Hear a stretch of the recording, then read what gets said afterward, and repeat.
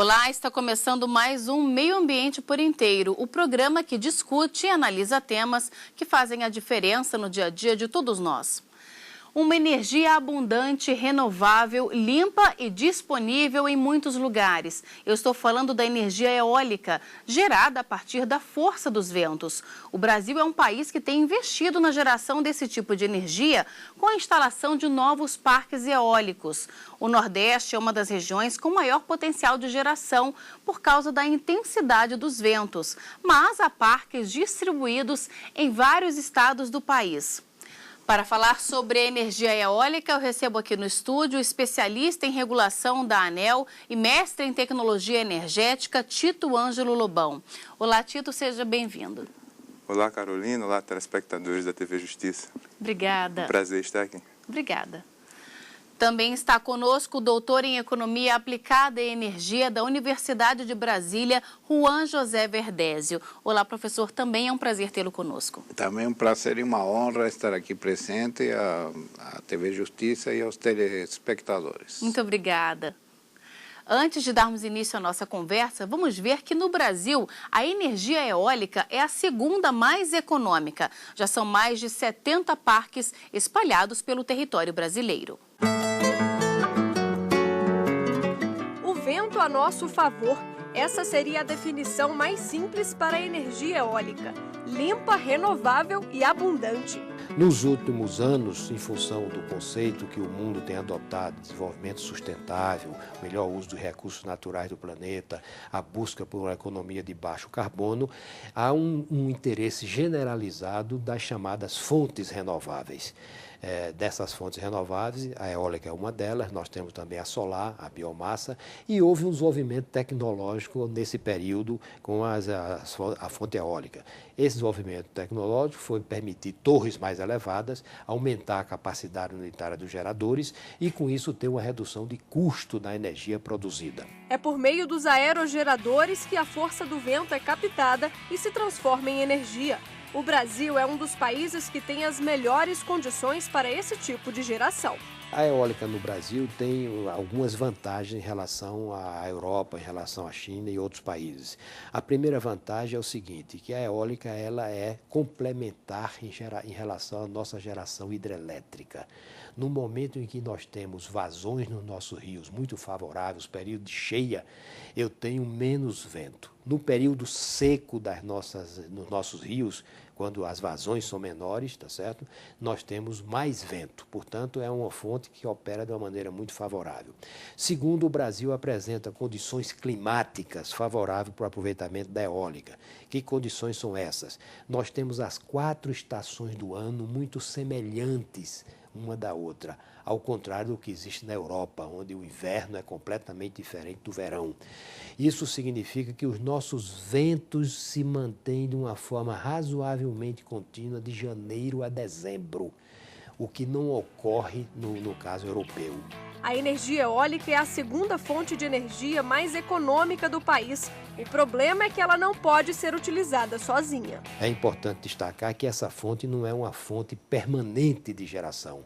Ela é uma fonte que nós consideramos uma fonte interruptível. No momento que não tem vento, ou tem pouco vento, ela não gera energia.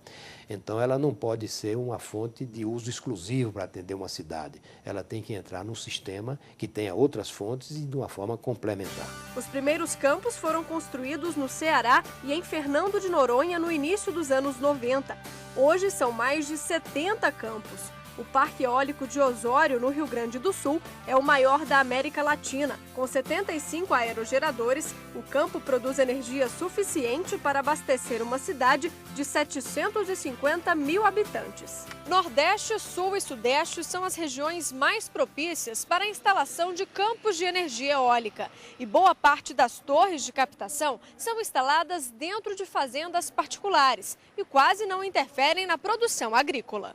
Esses proprietários, eles de alguma maneira fazem esses contratos, os agentes fazem os contratos de aluguel ou adquirem a terra para fazer a sua geração eólica de tal maneira que isso, em alguns casos, pode se constituir até uma fonte de renda para os proprietários dessas terras. E em alguns locais no semiárido nordestino, por exemplo, esse programa tem permitido que esses agricultores, esses proprietários em minifundos, eles possam, de alguma maneira, continuar com a sua atividade parcial, porque tem a presença ali de uma fazenda eólica, com acessos para fazer a manutenção, mas eles podem continuar com a sua atividade e passam a ter uma receita adicional.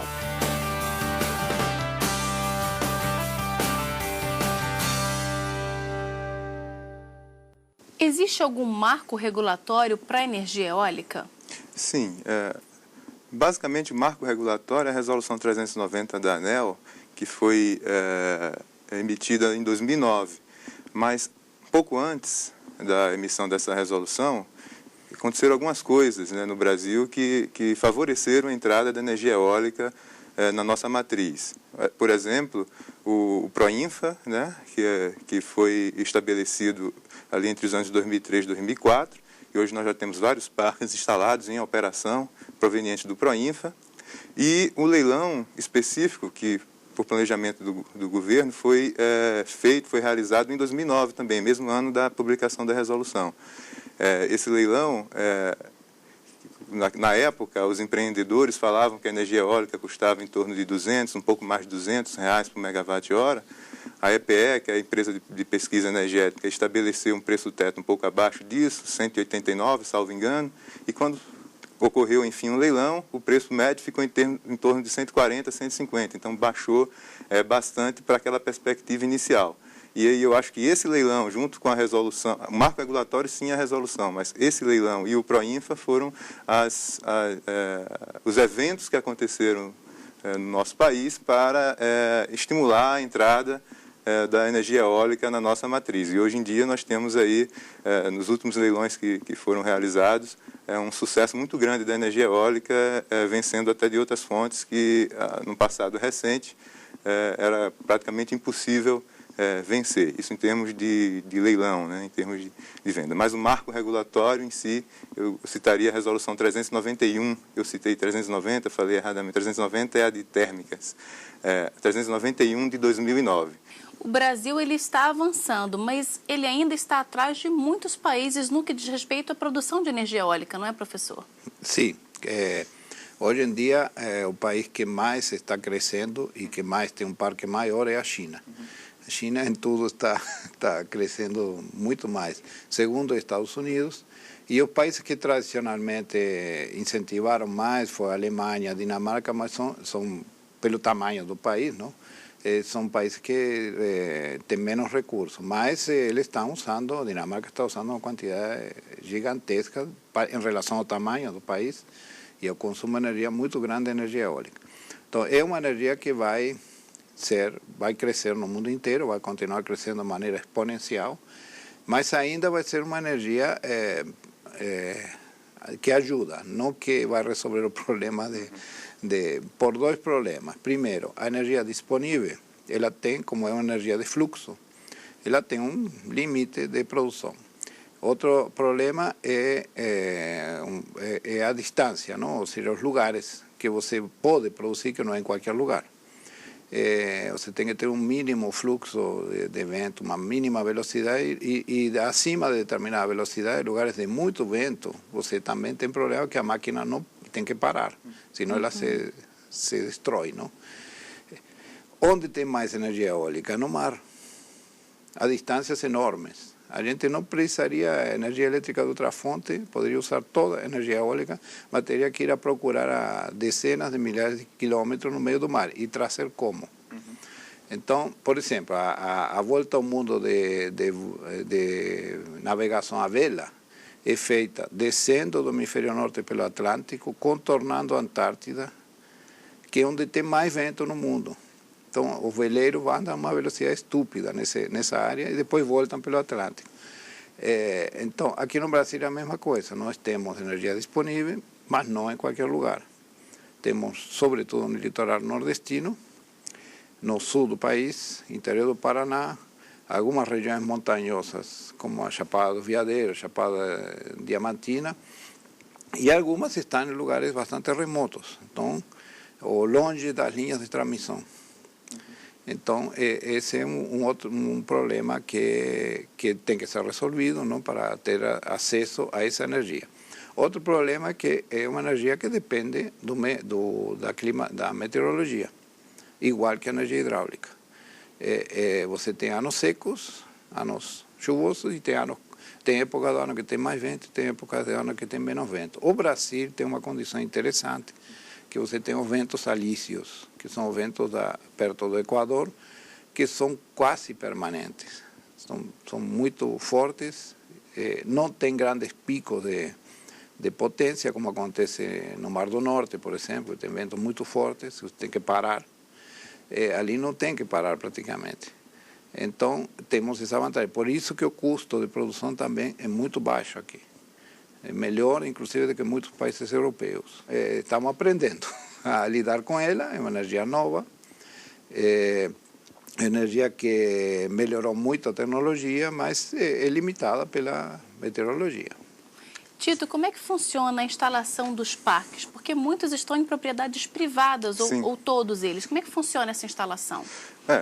O empreendedor, né, interessado em instalar o parque, ele, via de regra, ele tem que ter a propriedade ou a posse da área, né?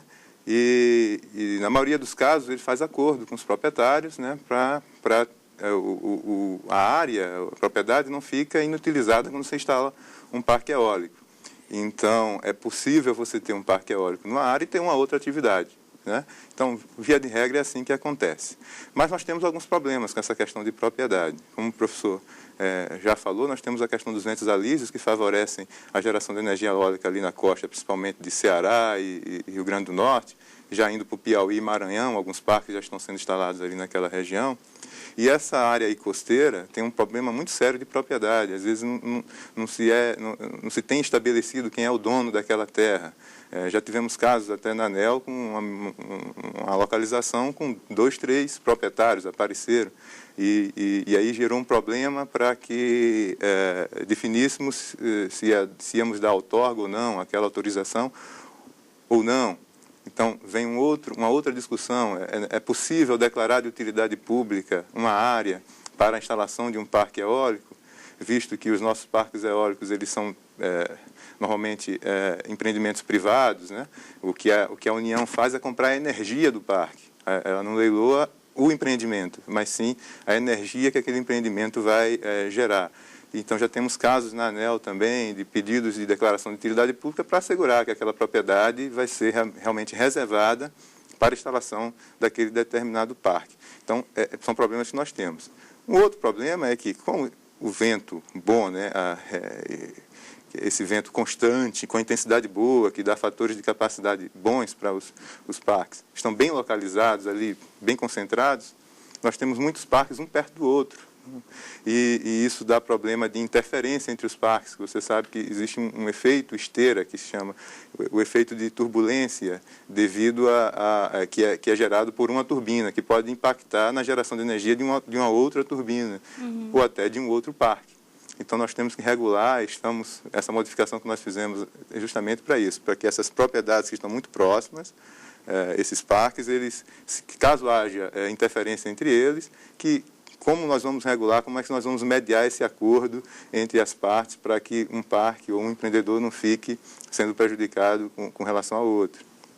Então, eu estou citando assim, vários problemas, várias situações, para justamente exemplificar como nós estamos aprendendo, como é um tema novo e como tem sido desafiador para todos os entes do setor elétrico trabalhar com a energia eólica. Tanto o planejamento, como também a regulação, como também é outro problema sério, professor, que é a operação. Como o professor bem colocou, é uma fonte intermitente. É uma fonte que vem de recurso natural, mas diferentemente da hidráulica, que o nosso país ele tem a grande fonte de geração de energia elétrica no nosso país é a hidráulica, em que eu posso ter uma caixa d'água, né, ou um reservatório de água para poder reservar energia, eu não consigo fazer uma reserva de vento. Na realidade, eu reflito a reserva de vento nos reservatórios hidráulicos. E, por isso, a geração de energia, assim, gerou aqui, tenho que consumir lá. Não tem como, gerou a energia, tem que ser consumida. Então, tem um problema do ONS, que é o Operador Nacional do Sistema, que também está aprendendo, né, a trabalhar com a operação de parques eólicos. Então, tem um leque aí de muitas coisas em que o Brasil está aprendendo, está crescendo, e é uma fase muito boa para as fontes renováveis no Brasil, que tem a sua matriz energética. A matriz elétrica é a mais renovável do mundo, né? Comparando com os grandes países. É uma fase muito boa essa inserção da energia eólica, mas é muito desafiadora. A gente vai continuar com a nossa conversa, mas agora vamos para um breve intervalo e daqui a pouco estamos de volta com o Meio Ambiente por Inteiro. Não saia daí.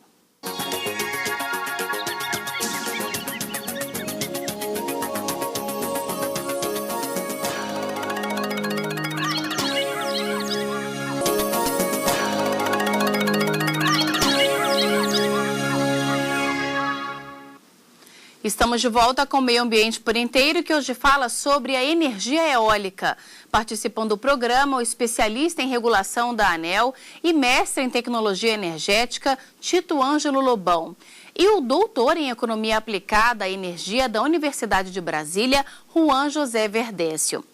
Professor, há algum risco ambiental na hora da implantação das turbinas que vão gerar a energia eólica? Bom, o risco na implantação é como qualquer obra civil, não? Você pode fazer muitas besteiras possíveis. Você pode contaminar o lençol freático, você pode contaminar água superficial por erosão da área que você está terraplanando, mas em geral o impacto é bastante limitado. Não são obras de grande porte. Isso não é uma barragem afeta uma área muito grande, além do lago que vai ser criado. Mas, do ponto de vista da ocupação de área por unidade de energia que vai ser produzida, é muito similar à energia hidráulica. Ela ocupa uma área enorme, muito grande. Se você quiser ter o mesmo volume de energia eólica do que se produz de hidráulica, você teria que ocupar áreas gigantescas, não? Isso não é possível.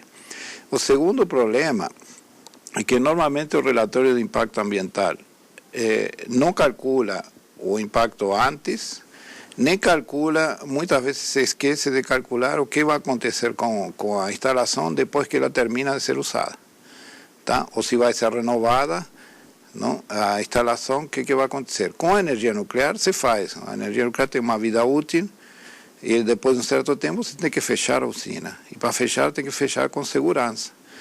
Que não pode acontecer o que aconteceu em Chernobyl, não? Durante 20 mil anos ter resíduos atômicos aí, não? Que é o que está acontecendo. Então esse é um problema.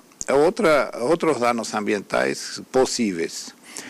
Um que é muito discutido e que tem contradições muito grandes é se elas afetam a mortandade de pássaros ou não. Se elas fazem desviar rotas de migração de pássaros, não? Então, geralmente se procura não colocar esse tipo de usina em lugares que tenham esse tipo de sensibilidade. Se está perto de uma área muito rica em fauna, avifauna, e que seja um lugar de migração, é complicado. Isso vai acontecer no Maranhão, vai acontecer em vários lugares. Outro segundo problema que já está acontecendo na Europa é o impacto das populações afetadas, porque é uma instalação que você não pode instalar perto de cidades, pelo barulho, pelo ruído. O ruído das turbinas é muito alto, é equivalente a um avião-jato.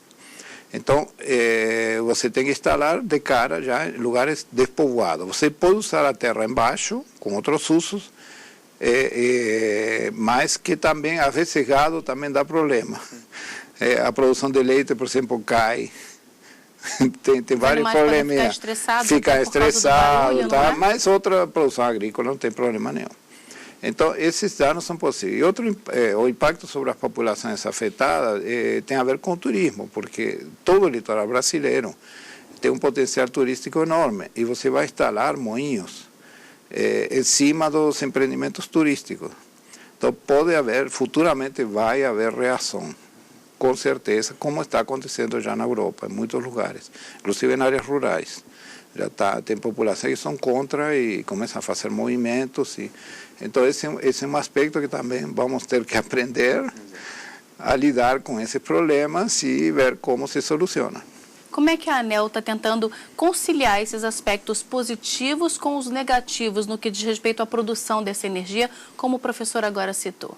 A ANEEL tem procurado, não só com relação à fonte eólica, mas com outras, fonte solar, está na vanguarda da regulação em si, até porque dentro da atribuição da própria agência.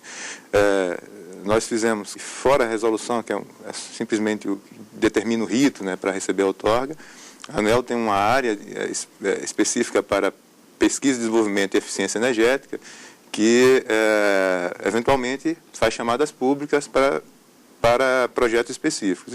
E está em curso uma chamada pública para a energia eólica agora. Então, deixa eu explicar melhor o que é isso. As empresas do setor elétrico, elas têm por obrigação, por lei, elas têm a obrigação de destinar uma porcentagem da sua receita para pesquisa, desenvolvimento e eficiência energética. E, a qualquer momento, elas podem apresentar um projeto na ANEEL, que será aprovado ou não. Só que, em momentos específicos, a ANEEL pode fazer chamadas públicas.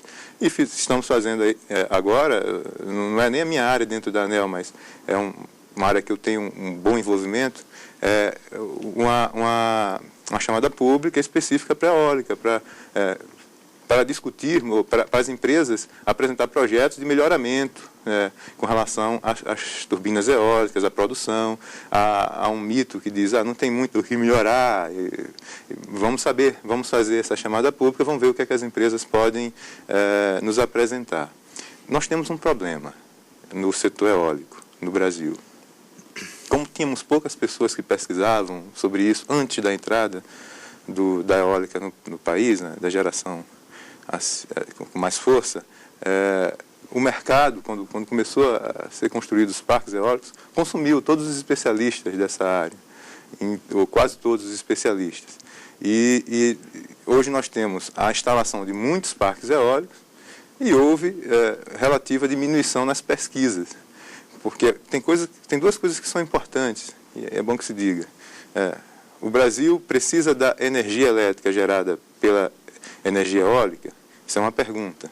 E a outra? Essa pergunta pode ser em um determinado momento sim ou não. Uhum. Mas tem uma outra. O Brasil precisa conhecer da tecnologia, dominar? Essa pergunta, ao meu ver, é sempre sim. E não só com relação à eólica, mas com outras fontes também. Então, o fato da energia eólica estar entrando na nossa matriz, estamos gerando energia, não pode diminuir a questão da pesquisa e desenvolvimento de novas tecnologias. O Brasil tem que estar a par das novas tecnologias, do que está acontecendo no mundo e, por que não, também desenvolvendo algo no nosso país. Então, o que a ANEEL faz é isso, é a questão do P&D, né, que é o Pesquisa e Desenvolvimento, que é uma atribuição legal, né, é determinado por lei, e as empresas têm que atender, e a ANEEL estimula via chamadas públicas para determinados temas. Para a energia eólica em específico, agora está em curso. Diante disso que o Tito falou, professor, e como todo cidadão ele tem direito a ter um serviço público de qualidade, é interessante sim que essa questão da energia eólica ela seja melhor estudada e que o potencial do Brasil seja melhor explorado. Sim, eu acho que o Brasil saiu de uma realidade em que a maior parte da produção de energia elétrica era produzida, e continua sendo, não? Quase 80 e tantos % da energia elétrica é energia hidráulica. Isso cria uma dependência muito grande dos fatores meteorológicos. Anos de seca, já tivemos problema em 2002, não? Então, o Brasil necessita diversificar a sua matriz e, de preferência, diversificar nas áreas em que manteria a energia renovável como dominante. Mas existem outras áreas extremamente promissoras, como o gás de xisto, que nos Estados Unidos está explodindo. Eles descobriram um método mais barato para extrair gás de xisto, tem problemas ambientais, tem uma série de problemas que ainda não estão resolvidos, mas é a maneira como vai conseguir Estados Unidos se livrar da dependência energética com o Oriente Médio. Ele está investindo forte, e isso vai crescer no mundo inteiro. E o principal jazido do mundo está no continente norte-americano, México, Estados Unidos, Canadá, e na Argentina. Tem uma reserva enorme. E o Brasil também tem reservas. Então, essas fontes também têm que ser pesquisadas. Ou seja, a gente tem que pensar que nós somos independentes de energia, somos, felizmente, mas podemos deixar de serlo. Então, temos que pensar nisso. Senão, vamos depender de áreas de conflito, de áreas que são hoje muito conflitivas. E, de preferência, temos que manter o perfil que temos de matriz energética muito pouco dependente do fóssil, do combustível fóssil. Mas também temos que investir nisso e temos que investir em energia nuclear também. Como o Túlio falou, pesquisa nesse momento tem que ser em todas as áreas. Tá? É a maneira de ter menos dependência externa e menos dependência da meteorologia. Nesse aspecto também, uma outra ação da ANEEL, né, da Agência Nacional de Energia Elétrica, que eu diria que foi muito importante, é a questão da resolução de geração distribuída, que foi expedida ano passado, em 2012, e que permitiu, né, a qualquer consumidor de energia elétrica, caso deseje, ter uma geração de energia elétrica na sua residência, na sua indústria, estabelecimento comercial, poder fazer essa compensação de energia com a rede. Em especial, favoreceu muito a geração solar fotovoltaica, porque nos centros urbanos nós temos muito telhado e é fácil de instalar, mas também a questão da energia eólica. É possível ter geração distribuída com eólica. Geração eólica são as renováveis, né? Eólica, solar, biomassa. Esse tipo de geração você pode enquadrar-se na geração distribuída, a resolução 482 de 2012. Não trata-se de comercialização de energia, é apenas uma troca de energia com a rede. E no momento em que o consumidor vai continuar sendo consumidor, ele não vai mudar o status para um gerador de energia frente ao setor elétrico. Mas no momento em que ele estiver com o seu gerador gerando mais do que ele está consumindo, ele está injetando energia na rede. Em outras situações, por exemplo, um aerogerador não está batendo vento e parou de gerar, ou bateu um vento muito forte e ele travou, ele vai puxar a energia da rede, vai consumir. E aí nós temos um medidor que faz esse balanço e a conta de energia, no final no faturamento, vai ser o balanço aí, quanto que ele injetou, menos o que ele... quanto ele consumiu, menos o que ele injetou. Isso está favorecendo muito, foi uma ação da ANEEL, né, que está favorecendo muito as fontes renováveis, inclusive a eólica. No caso especial, favorece mais a solar. Dos projetos que nós estamos recebendo lá, a maioria é solar, mas nós já temos conhecimento também de projetos de energia eólica na geração distribuída. Muito obrigada pela presença de vocês aqui no nosso programa. Obrigado a vocês. Foi um prazer. Obrigado pelo convite. Obrigada. Foi um prazer estar aqui. E nós ficamos por aqui, mas na semana que vem a gente volta a se encontrar em mais um Meio Ambiente por Inteiro. Se você quiser enviar alguma sugestão para o nosso programa, anote o nosso endereço, meioambienteporinteiro@stf.jus.br. Obrigada pela sua companhia e até o próximo programa. Tchau.